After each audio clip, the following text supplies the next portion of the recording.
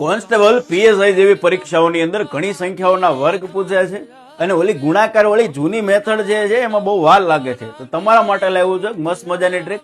આવો સમજીએ. આવા પ્રશ્નો પૂછ્યા છે તો સરળતાથી છે. 5 નો વર્ગ 25 આખા ગામને આવડે, 7 નો વર્ગ 49 આખા ગામને આવડે, પણ આવી બે ત્રણ સંખ્યા ભેગી કરી અને સરવાળા બાદબાકી પૂછી નાખે તો શું કરવાનું? આવો વર્ગ કરવાની સરસ મજાની એક ટ્રીક સમજાવું. માનો કે કોઈ પણ સંખ્યા પે અહીંયા મારે 72 નો વર્ગ કરવો છે તો મારે ગુણાકાર કરવાની કોઈ જરૂર નથી. ટ્રીક શું છે કે અહીંયા જે સંખ્યા આપે એનો વર્ગ કરો. 2 નો વર્ગ કેટલો? 4, તો એને ડબલ ડિજિટમાં લખવાના 0 4. 7 નો વર્ગ કેટલો સાહેબ? 49, તો અહીંયા લખવાના છે 49. 2 નો વર્ગ 4, 7 નો વર્ગ 49.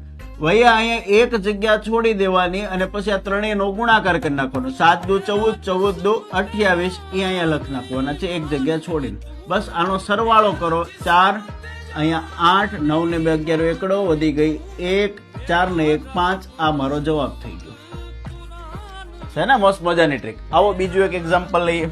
અહીંયા મારે કરવું છે 84 નો વર્ગ. તો હું શું કરીશ? 4 નો વર્ગ, 4 નો વર્ગ કેટલો દોસ્તો? 16. 8 નો વર્ગ કેટલો? 64.